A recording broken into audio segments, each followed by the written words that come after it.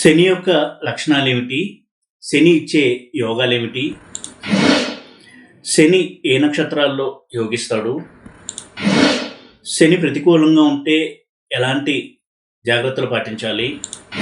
శనిని పాజిటివ్‌గా చేసుకోవడానికి ఎటువంటి మార్గాల్ని అవలంబించాలి? ఈ విధంగా శనిని గురించినటువంటి కొన్ని విషయాల్ని తెలియచేస్తాను. శని యొక్క యోగాలు కావచ్చు, సమస్యలు, శనిని ఎలా మనం పాజిటివ్‌గా చేసుకోవచ్చు, ఇటువంటి విషయాల్ని తెలియచేస్తాను.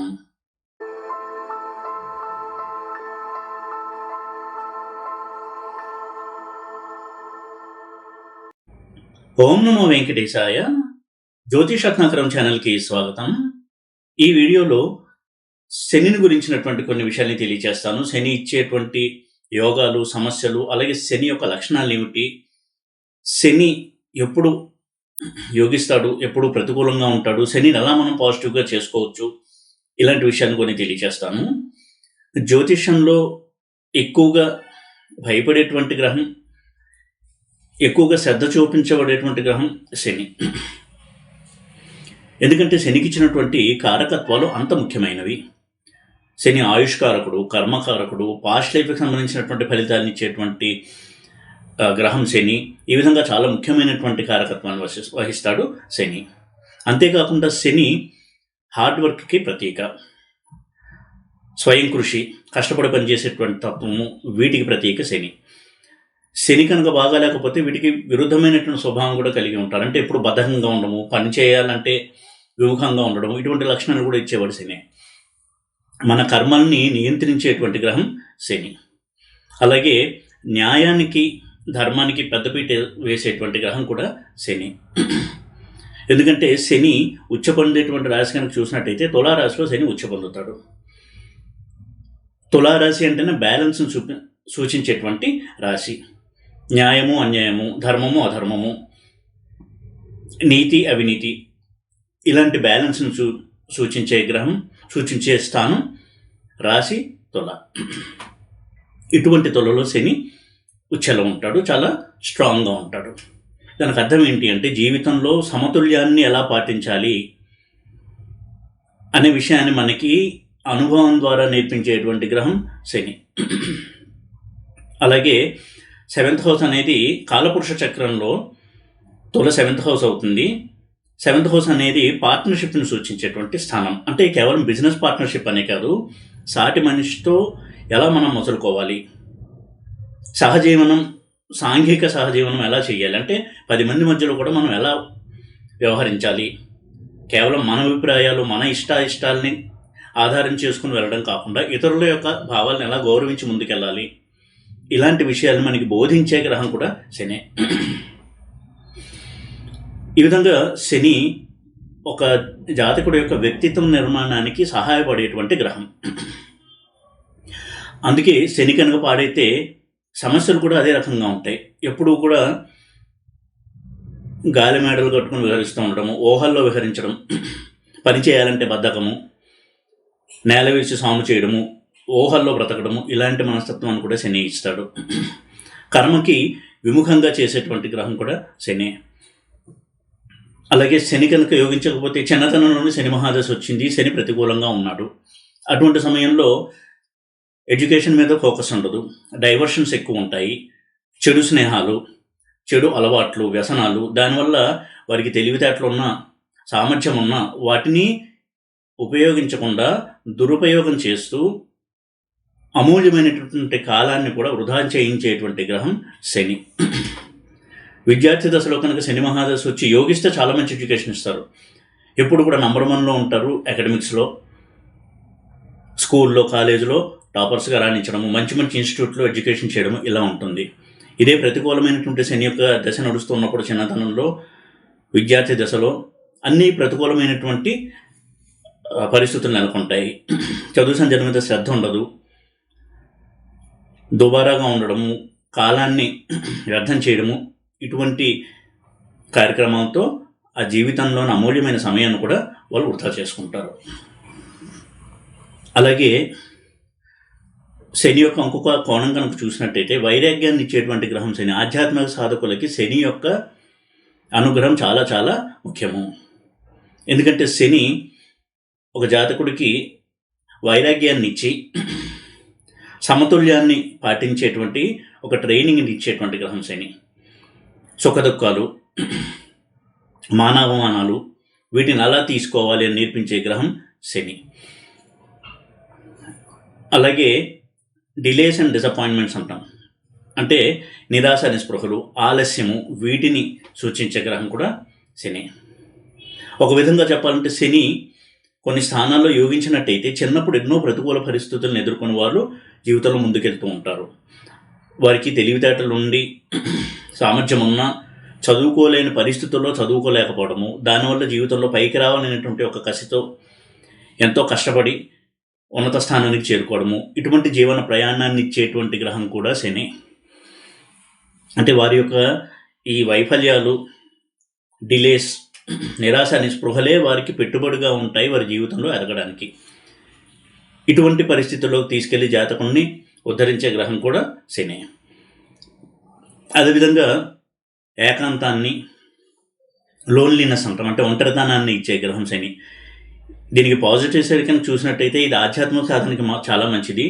నెగిటివ్ సైడ్ కనుక చూసినట్టయితే ఎప్పుడూ కూడా ఎవరితో కలవలేకపోవడము, ముభావిగా ఉండడము, ఇంట్రోవర్ట్గా ఉండడం, అంటే తనలో తాను మాట్లాడుకుంటూ ఉండడం, ఎవరితో కలవలేకపోవడము, గిల్టీ కాన్షియస్నెస్, ఇన్ఫీరియారిటీ కాంప్లెక్స్ ఇవన్నీ ఇచ్చేటువంటి గ్రహం కూడా శని. అలాగే శని గోచారంలో కొన్ని స్థానాల్లో చాలా మంచి ఫలితాలు ఇస్తాడు, కొన్ని స్థానాల్లో ప్రతికూల ఫలితాలు ఇస్తాడు. ఇది అందరికీ తెలుసున్నది. ఏలినాటి శని అంటే అందరికీ కూడా ఒక ఐడియా అనేది ఉంది. అది జీవితంలో ఎన్నో కష్టాలను ఇచ్చేటువంటి దశని. 4వ ఇంట్లో శని అంటే అర్ధాష్టమ శని, అష్టమ శని ఇవన్నీ కూడా కొంత ప్రతికూల ఫలితాలు ఇచ్చేటువంటి గోచారాలు. అలాగే ఏ నక్షత్రంలో శని గోచారం చేస్తున్నాడు అనే దాన్ని బట్టి కూడా మనం కొంత ఫలితాన్ని అర్థం చేసుకోవచ్చు. మనకి తారాబలము అని చెప్తూ ఉంటారు, జన్మతార, సంపత్తార, విపత్తార ఇలాగా. జన్మతారలో శని సంచారం చేస్తున్నప్పుడు కొంత మానసిక క్లేశాలు, ఛాలెంజెస్ ఇవన్నీ కూడా ఎక్కువ ఇస్తాడు. అదే సంపత్తారలో కనుక సంచారం చేస్తున్నట్టే సాధారణంగా అనుకూలమైనటువంటి ఫలితాలు, ఆనందము, సంతోషము ఇవి ఇస్తాడు. విపత్తారలో కనుకున్నట్టయితే ఎక్కువగా ప్రయాణాలు చేయాల్సి రావడం, 1-2 సార్లు తిరగాల్సి రావడం ఒక పని చేయాలంటే, ఇలాంటి ఫలితాలను ఇస్తాడు. క్షేమతారలో కనుకున్నట్టయితే సంచారము శనిది గోచారంలో కొంత ధన నష్టము, ఆస్తి నష్టము ఇలాంటివి ఉండేటువంటి అవకాశం ఉంటుంది. ప్రత్యక్తారలో కనుక సంచారం చేస్తున్నట్టయితే ధన వృద్ధి, ధన లాభము ఇలాంటివి ఉంటాయి. అలాగే సాధన తారలో కనుక సంచారం చేస్తున్నట్టయితే గోచారంలో సాధారణంగా మంచి ఫలితాలు, ఆనందము, ఆనందకరమైనటువంటి పరిస్థితులు నెలకొనడము ఇటువంటి ఫలితాలని మనం ఎదురు చూడవచ్చు. ఇక మిత్రతారలో కనుక సంచారం చేస్తున్నట్టయితే అన్ని విధాలుగా కూడా సుఖ సంతోషాన్ని ఇచ్చేటువంటి సంచారం అది. పరమ మిత్రతారలో కనుక సంచారం చేస్తున్నట్టయితే కొంత యాక్సిడెంట్స్ వల్ల భయాలు, అనారోగ్యం వల్ల కొంతవరకు ఇబ్బందులు ఇలాంటివి ఉండేటువంటి అవకాశం ఉంటుంది. అలాగే శని మాతృదేశాన్ని నుంచి, తల్లిదండ్రుల నుంచి దూరం చేసేటువంటి గ్రహం కూడా శని. విదేశాలకు వెళ్ళి అక్కడ సెటిల్ అవ్వాలంటే శని యొక్క ఎంకరేజ్మెంట్ అనేది ఉండాలి. శని, రాహులు ఇద్దరూ కూడా విదేశాల్లో సెటిల్ అవ్వడానికి పరిస్థితులను కల్పించేటువంటి గ్రహాలు. విదేశాల్లోనే కాకుండా ఉన్న ఊరి నుంచి చాలా దూరంగా వెళ్ళి ఉద్యోగం చేయాల్సి రావడము ఇది కూడా శని యొక్క లక్షణమే. ఎక్కువగా ట్రావెల్ చేసేటువంటి జాబ్స్, అదేవిధంగా తరచూ ట్రాన్స్ఫర్స్ అవుతూ ఉండడము ఇవన్నీ కూడా శని యొక్క ప్రభావం వల్ల వారి ప్రొఫెషన్లో వారికి జరుగుతూ ఉంటాయి. అయితే శని బాధ్యతను ఇచ్చేటువంటి గ్రహం. ఎప్పుడు కూడా వారు ఏ ఉద్యోగంలో ఉన్నా, ఏ స్థాయిలో ఉన్నా, ఉద్యోగపరంగా కావచ్చు, వ్యక్తిగతంగా కూడా ఎప్పుడు బాధ్యతని గుర్తెరిగి మసలుకుంటూ ఉంటారు. అందుకే వారు జాబ్లో కూడా ఎక్కువ రిస్క్ తీసుకోరు. తను ఏమన్నా రిస్క్ తీసుకుంటే జాబ్ పోతే మళ్ళీ ఫ్యామిలీ అంతా సఫర్ అవుతుంది అనేటువంటి భయం ఎప్పుడు ఉంటుంది. ఆ బాధ్యత, భయము ఇవన్నీ కూడా వారిని క్రమమైనటువంటి ఒక మార్గంలో ప్రయాణించేలా చేస్తాయి. వీటిని ఇచ్చేవాడు శని. అలాగే శని ఏ స్థానంలో యోగిస్తాడు అని చూసినట్టయితే ఉపచయ స్థానాల్లో 3, 6, 10, 11 ఈ స్థానాల్లో చాలా బాగా యోగిస్తాడు. శశయోగంలో కనుక శని ఉన్నట్టయితే చాలా మంచి ఫలితాలను ఇస్తాడు. అలాగే గురువుతో కలిసిన శని చాలా మంచి ఫలితాలను ఇస్తాడు. ఇక శని యొక్క వక్రగతిని చూసినట్టయితే వక్రించిన శని చాలా ఛాలెంజెస్ని ఇస్తాడు, హార్డ్ వర్క్ చేయిస్తాడు, కానీ ఎండ్ రిజల్ట్ చాలా మంచిగా ఉంటుంది. ఒక పాజిటివ్ ఎండ్ రిజల్ట్ అనేది ఇస్తాడు శని. వక్రించిన శని ఏ స్థానంలో ఉన్నా కానీ వక్రించిన శని ఎక్కువ కష్టపడతాడు, కానీ ఆ కష్టం ద్వారా ఒక మంచి ఫలితాన్ని ఇస్తాడు వక్రించినప్పుడు శని. అలాగే శనిని 10th హౌస్లో ఉన్నప్పుడు ఇచ్చే ఫలితాల గురించి కొంత మనం ప్రత్యేకంగా చెప్పుకోవాలి. 10th హౌస్ అనేది శనికి ప్రత్యేకమైన స్థానము. అది రాజ్యస్థానము అని చెప్పబడింది. 10th హౌస్ని కర్మకు సంబంధించినటువంటి స్థానం. అంటే ఒక జాతకుడికి తనలో ఉన్నటువంటి టాలెంట్ వలన పేరు ప్రఖ్యాతులు వస్తాయా, ఎటువంటి స్థాయికి ఎదుగుతాడు అని చెప్పేటువంటి స్థానం 10th హౌస్ రాజ్యస్థానము. అందులో శని కనుక ఉన్నట్టయితే తప్పకుండా వారికి జీవితంలో ఒక గుర్తింపు అనేది ఉంటుంది. తమ స్వయం కృషి ద్వారా తమకున్నటువంటి విలక్షణమైనటువంటి కొన్ని లక్షణాల ద్వారా 10 మందికి సహాయపడుతూ సమాజంలో ఒక గుర్తింపును తెచ్చుకునేలా చేస్తాడు శని 10th హౌస్లో కనుక ఉన్నట్టయితే. అలాగే విదేశాల్లో రాణించడానికి సహాయపడేటువంటి గ్రహం కూడా 10th హౌస్లో శాటర్న్, శని యొక్క రాజ్యస్థితి. ఇక కొన్ని గ్రహాలతో శని కనుక సంబంధం కలిగి ఉన్నట్టయితే, అంటే కలిసి ఉన్న, ఆపోజిట్లో ఉన్న, కొంత ప్రతికూల పరిస్థితుల్ని కల్పిస్తాడు. శని కుజుల కలయిక ఇది ఫ్రిక్షన్ ఎక్కువ తెలియచేస్తుంది.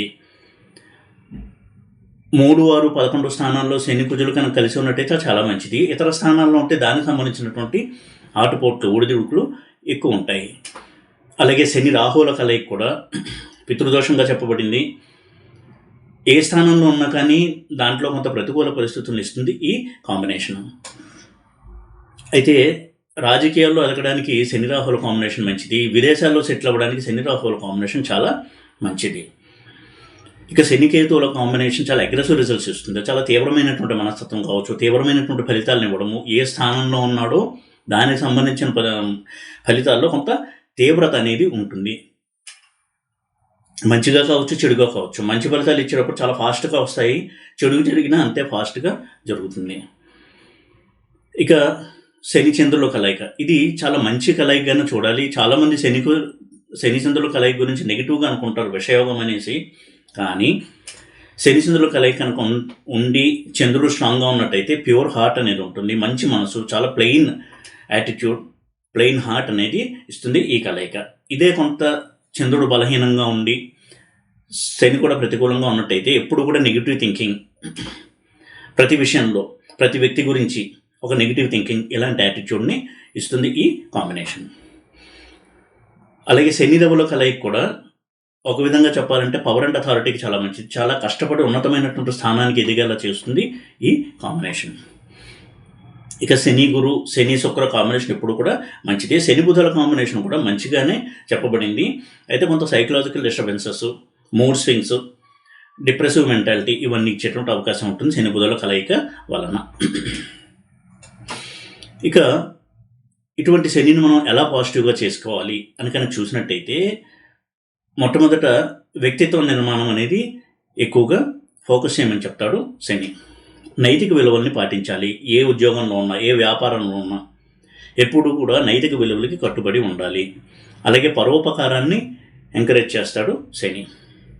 ఎక్స్పెక్ట్ చేయకుండా అన్కండిషనల్గా ఒకరికి సహాయం చేయడము, అంటే సమాజంలో ఉన్నటువంటి ఒక బాధను చూసి స్పందించడం నేర్చుకోమని చెప్తాడు శని. ఈ స్పందించే గుణాన్ని కనుక అలవాటు చేసుకున్నట్టయితే తన చుట్టూ ఎవరైనా బాధపడుతూ ఉంటే చుట్టూ ఉన్న వాళ్ళలో వారికి సహాయం చేద్దాము అనేటువంటి ఒక మనస్తత్వాన్ని డెవలప్ చేసుకోమని ఎంకరేజ్ చేస్తాడు శని. అందుకే ఎక్కువగా దాన ధర్మాలు చేయడము, చారిటీ చేయడము, అన్నదానం చేయడము, ఆహారం లేని వారికి ఆహారాన్ని ఇవ్వడము, ఇలాంటివన్నీ కూడా శనికి చేసేటువంటి పరిహారాలుగా చెప్పారు. సంఘంలో తను బతుకుతున్నప్పుడు తన చుట్టూ ఉన్న వారి యొక్క కష్టాలకి స్పందించడం నేర్చుకో అని చెప్పేటువంటి గ్రహం శని. అందుకే వృద్ధుల్ని సేవించడము, వృద్ధాశ్రమంలో వెళ్ళి వారికి కావాల్సినటువంటి వారితో కొంతసేపు ఆప్యాయంగా గడిపి రావడం అనేది చాలా శక్తివంతమైనటువంటి రెమెడీగా చెప్పారు. వారికి ఏదన్నా వస్తువులు ఇవ్వడం కావచ్చు, ఫుడ్ ఇవ్వడము, వారికి ఇష్టమైనటువంటి స్వీట్స్ ఇవ్వడము, ఇవన్నీ ఒక ఎత్తు అయితే, వృద్ధాప్యంలో ఓల్డేజ్ హోమ్స్లో ఉండేటువంటి వారిని పలకరించడం, ఆప్యాయంగా కొంతసేపు వారితో మాట్లాడడము, ఇవన్నీ కూడా శనికి చాలా సంతోషాన్ని ఇచ్చేటువంటి పనులు. ఈ విధంగా సాటి మనిషి యొక్క కష్టాన్ని గుర్తించి స్పందించి తన వంతుగా సహాయం చేయాలి అనేటువంటి ఒక వ్యక్తిత్వాన్ని కనుక అలవరుచుకున్నట్టయితే శని వీరికి చాలా పాజిటివ్గా ఉంటాడు. స్కూల్ పిల్లల విషయంలో వారికి ఏదన్నా కొంత ఆర్థిక స్తోమత లేనటువంటి చిల్డ్రన్ ఉంటారు, స్టూడెంట్స్, వారికి స్టేషనరీ ఇవ్వడం కావచ్చు, బుక్స్, పెన్స్, పెన్సిల్స్ ఇలాంటివి ఇవ్వడము, స్కూల్ ఫీజు కట్టడము, ఇలాంటివి కూడా శనిని ఆనందింపచేసేటువంటి రెమెడీస్గా చెప్పారు. ఈ విధంగా శని మహాదశ వచ్చిందంటే కంగారు పడడం కాకుండా మనకి శని ఏం చెప్తున్నాడు, మనం ఎటువంటి లక్షణాలని గుణాలని విస్మరించాము అనేది గుర్తెరిగి మనము ఇంప్రూవ్ చేసుకున్నట్టయితే అభిషేకాలు, పూజలు ఇలాంటివి చేయకపోయినా శని స్పందించి మనకి సరైనటువంటి ఒక మైండ్ సెట్ ఇచ్చి, positive mind set, positive attitude ఇచ్చి ఎటువంటి కష్టం వచ్చినా దాన్ని ఎలా ఎదుర్కోవాలి అనేటువంటి ఒక పాజిటివ్ యాటిట్యూడ్, దృక్పథం అనేది ఇచ్చి జాతకుడిని ముందుకు తీసుకువెళ్తాడు. ఈ వీడియో కనుక మీకు నచ్చినట్టయితే లైక్ చేసి, షేర్ చేసి, సబ్స్క్రైబ్ చేయండి. ఓం నమో వెంకటేశాయ.